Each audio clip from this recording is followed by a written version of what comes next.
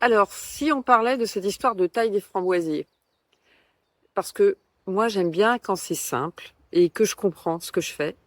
Et là, je vais vous expliquer un truc qui pourrait énormément vous simplifier la vie. Parce que la taille des framboisiers, à mon sens, ce n'est même pas un sujet. Donc, ce qu'il faut absolument comprendre, c'est que le framboisier, c'est un arbuste, mais dont les tiges ne durent que, ne vivent que 2 ans. Donc, que vous coupiez ou pas, ça change rien. C'est dans son ADN. Les tiges durent 2 ans. Donc, moi, ce que je fais, c'est que les tiges mortes, je les repère en hiver et je les coupe.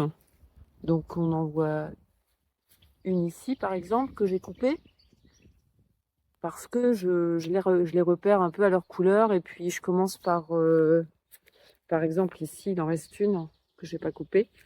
En hiver, ce que je fais, c'est que je sens que c'est un peu sec. Je plie. Si ça casse, c'est que c'est sec. Là, ça casse pas. Donc, c'est moyen sec. Donc, je vais la laisser tranquille. Là, j'ai déjà coupé, hein, les branches les plus sèches. Et puis, on voit très bien que toutes les branches de l'année dernière, en fait, hein, qui sont là et qui sont en train d'avoir des feuilles, le bout est sec. C'est normal.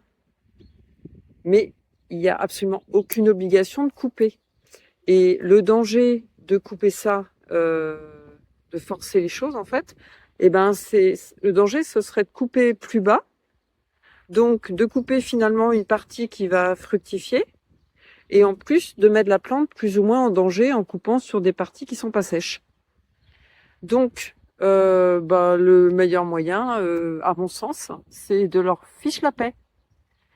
Voilà, il y a des bouts, le bout est sec. Et alors, quel est le problème? C'est son développement normal. Donc ces tiges-là seront mortes l'année prochaine.